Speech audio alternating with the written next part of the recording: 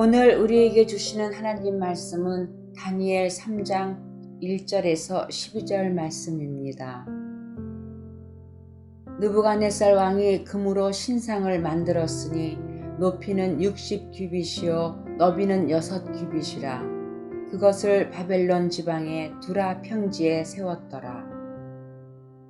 느부갓네살 왕이 사람을 보내어 총독과 수령과 행정관과 모사와 재무관과 재판관과 법률사와 각 지방 모든 관원을 느부갓네살 왕이 세운 신상의 낙성식에 참석하게 하매, 이에 총독과 수령과 행정관과 모사와 재무관과 재판관과 법률사와 각 지방 모든 관원이 느부갓네살 왕이 세운 신상의 낙성식에 참석하여 느부갓네살 왕이 세운 신상 앞에 서니라.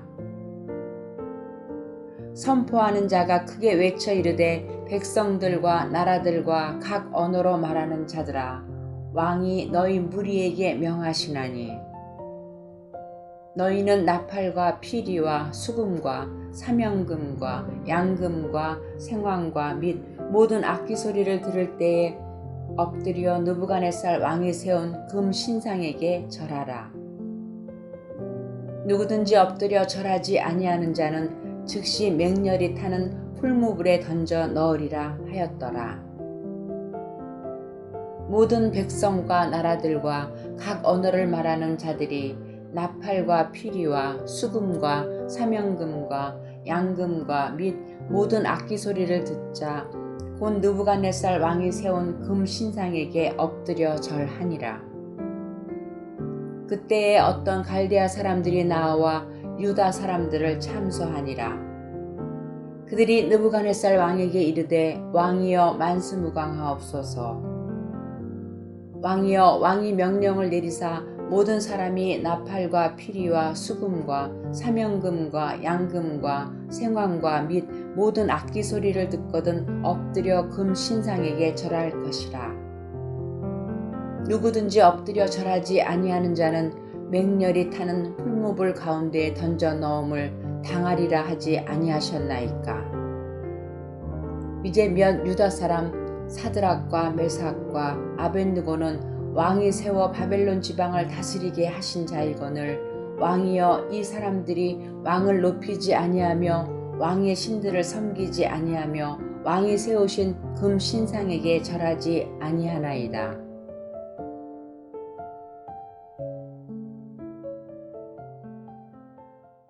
하나님께서는 느부갓네살에게 인류 역사가 어떻게 전개될 것인지를 꿈을 통해 보여주셨습니다.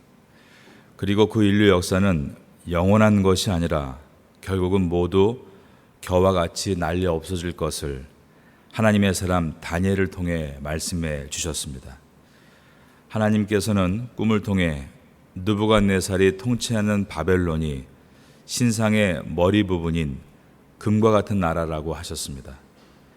다니엘이 이 꿈의 내용과 해석을 해줄 때 느부갓네살은 놀라 다니엘이 믿는 하나님을 신중의 신이다 라고 인정을 했지만, 결국 자신의 업적을 기리고 더 많은 세력 확장과 정복을 기원하기 위해 하나님이 보여주신 신상의 꿈을 우상을 만드는 기회로 삼습니다. 금으로 된 머리 부분이 바벨론이라는 해석을 착안해서 금으로 신상을 만들었던 것입니다. 이것은 인간의 교만과 인간의 우상숭배적 경향을 여실히 보여주는 사건입니다. 2장에서 다니엘이 꿈을 해석해서 이제 3장에서 금신상을 짓고 있을 이 어간은 금방 지은 것이 아니고, 이때는 약 15년이 흐른 바벨론 왕 19년 주전 586년경이었습니다. 이때 이미 이스라엘을 두 번째 침공하고 세 번째까지 침공한 상태였고, 예루살렘을 완전히 무너뜨리고 성전 안에 있는 큰 기둥들과 대하들까지 모두 가져온 상태였습니다. 즉, 그동안 하나님을 두려워하거나 경외함이 없이 자신의 욕심을 따라 자기 뜻대로 살아왔다는 것입니다. 오늘 본문의 첫 절인 다니엘서 3장 1절을 읽겠습니다. 느부갓네살 왕이 금으로 신상을 만들었으니 높이는 60규빗이요 너비는 6규빗이라 그것을 바벨론 지방의 두라 평지에 세웠더라. 이 신상의 높이는 60규빗 즉 27m였고 너비는 6규빗 2.7m였습니다. 세운 위치는 수도 도성이 아니라 지방에 있는 두라 평지였다라고 되어 있습니다. 2절입니다. 저랑 함께 읽습니다. 시작. 느부갓네살 왕이 사람을 보내어 총독과 수령과 행정관과 모사와 재무관과 재판관과 법률사와 각 지방 모든 관원을 느부갓네살 왕이 세운 신상의 낙성식에 참석하게 하매. 본문에는 당시에 바벨론의 모든 관리들의 직급이 언급되고 있는 바 금신상의 낙성 예식에 바벨론의 전 관리가 동원되었다는 것을 보여줍니다. 이 사실을 통해 느부갓네살의 절대적인 권한과 바벨론의 우상 숭배 성향을 보여주고 있습니다. 총독은 바벨론 각 성의 주요 책임자입니다. 수령은 각 성의 군대 장관입니다. 행정관은 말 그대로 각 성의 행정관직 공무원들입니다. 모사는 법률에 정통한 법률 전문가입니다. 재무관은 국가에 속한 공공재산의 관리자들을 말합니다. 재판관은 재판의 결정권자이고 우리말로 한다면 판사이죠. 그리고 법률사는 법률에 정통한 법률 전문가를 말합니다. 3절입니다. 이에 총독과 수령과 행정관과 모사와 재무관과 재판관과 법률사와 각 지방 모든 관원이 느부갓네살 왕이 세운 신상의 낙성식에 참석하여 느부갓네살 왕이 세운 신상 앞에 서니라. 4절 다 같이 읽습니다. 시작. 선포하는 자가 크게 외쳐 이르되 백성들과 나라들과 각 언어로 말하는 자들아 왕이 너희 무리에게 명하시나니. 백성은 바벨론 본토에 거류하는 자들입니다. 나라들은 바벨론에 전복된 피지배국들입니다. 각 언어로 말하는 자들, 이 말은 그 피지배국을 포함한 바벨론의 영토에 사는 언어가 다른 모든 사람들을 가리키는 바, 지금 이 표현은 바벨론 제국에 속한 모든 자들이라는 강조입니다.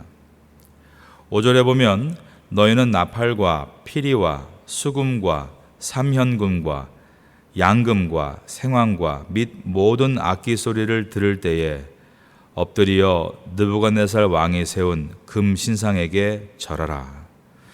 여기에 모인 모든 관료들과 모든 백성들에게 준비된 모든 악기가 일제히 소리를 낼 때 금 신상에게 절하라고 했습니다.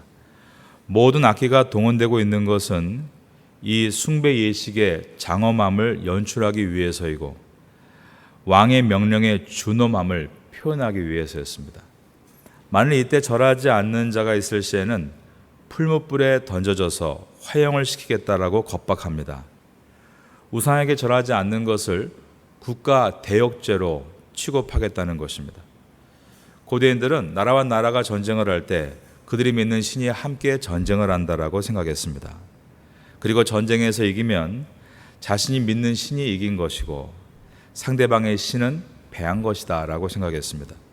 그래서 피정복자들은 국가의 위상을 높이기 위해 반드시 정복자의 신을 섬겨야 한다. 그러므로 정복자의 신에게 경배하지 않는 태도는 정복국에 대한 반역 행위로 간주하겠다는 것이었습니다. 3장 6절 말씀 다 같이 읽어볼까요? 시작. 누구든지 엎드려 절하지 아니하는 자는 즉시 맹렬히 타는 풀무불에 던져 넣으리라 하였더라. 즉시 히브리어 소아아타라는 이 단어는 곧바로라는 뜻입니다. 즉 낙성 예식 장소에 이미 화형장을 만들어 놓았다는 것을 알 수 있습니다. 풀무는 히브리어로 아툰이란 단어인데 용광로라는 단어를 쓸 때 사용합니다. 근동 지방에서 벽돌을 굽거나 금속을 녹일 때 사용되던 가마솥을 가리킵니다. 고대 근동은 사람을 태워 죽이는 화형을 자주 했습니다. 이제 그렇게 화형으로 처벌하겠다, 그런 엄숙하고 두려운 감정을 갖게 하기 위해서 이러한 풀무불의 화형장을 만들어 놓았던 것입니다. 3장 7절입니다. 모든 백성과 나라들과 각 언어를 말하는 자들이 나팔과 피리와 수금과 사면금과 양금과 및 모든 악기 소리를 듣자 곧 느부갓네살 왕이 세운 금 신상에게 엎드려 절하니라. 2절과 3절과 5절과 지금 7절에서 모든 백성들이 모든이 나와 있고 모든 악기가 또 모든을 반복하면서 일제히 모두 절했다를 이렇게 여러 번 기록하는 이유는 이 예식이 상당히 정치적이었다는 것을 보여줍니다.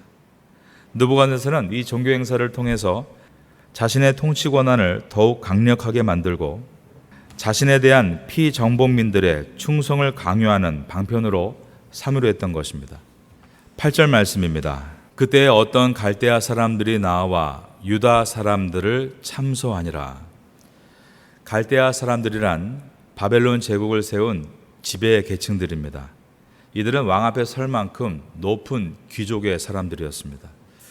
이들은 바벨론에서 주류에 해당하고 그들의 눈에 하나냐와 미사엘과 아사랴는 바벨론이 멸망시킨 여러 나라들 중에 하나인 유다 나라에서 포로로 끌려온 비주류였습니다.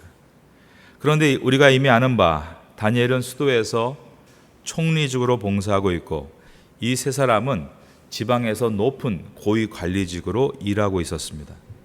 그러므로 오늘 본문의 행간에 들어있는 내용을 살펴보면 주류인 갈대아인들이 자신들보다 높은 관직에 있는 하나냐와 미사엘과 아사랴를 심하게 시기했다는 것을 생각해 볼 수 있습니다. 왜냐하면 다니엘도 다니엘서 6장에서 메대의 총독들이 다니엘을 심하게 시기하고 질투함으로 사자굴에 떨어진 적이 있기 때문입니다.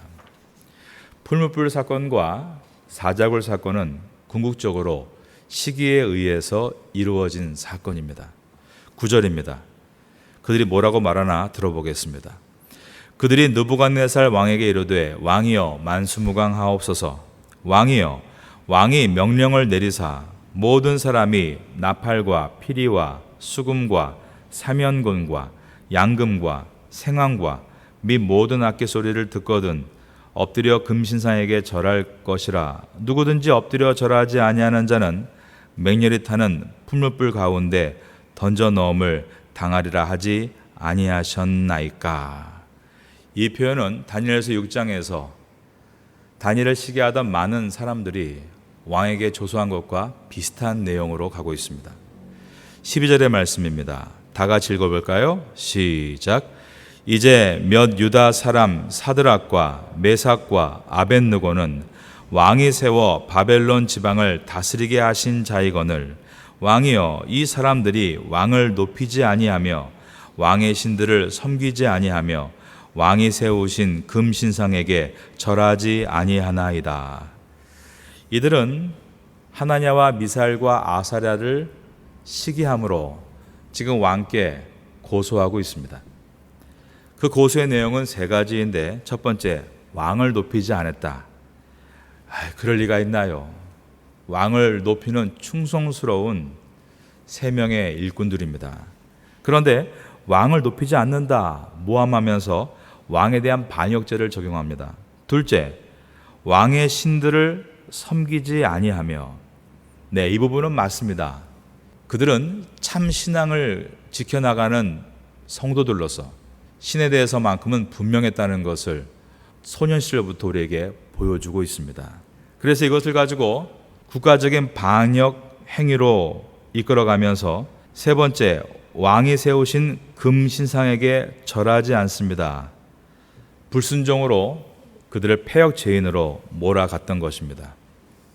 갈대아인들은 열등한 민족이 자기들보다 높은 지위에 있는 것이 시기되고 용납이 되지 않아서 이렇게 죽음으로 몰아가고 있습니다.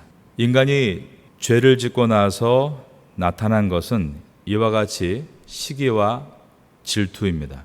가인과 아벨의 사건은 한 피를 나눈 형제라 할지라도 하나님 앞에 자기의 길을 걷지 않고 옆을 돌아보다가 결국 가인은 그 시기심을 조절하지 못하고 동생 아벨을 죽였습니다. 시기는 분노를 일으키도록 조장하고 분별력을 잃어버리게 만듭니다. 시기는 내가 하나님 앞에 어떤 길을 걷는가를 바라보는 것이 아니라 남이 어떻게 가는가를 바라보는 마음입니다. 거기에서 비교가 나타나고 쓸데없는 에너지가 표출되는데 심지어 공동체 해가 된다 할지라도 자기의 시기심 때문에 그릇된 방향으로 끌려가기도 합니다.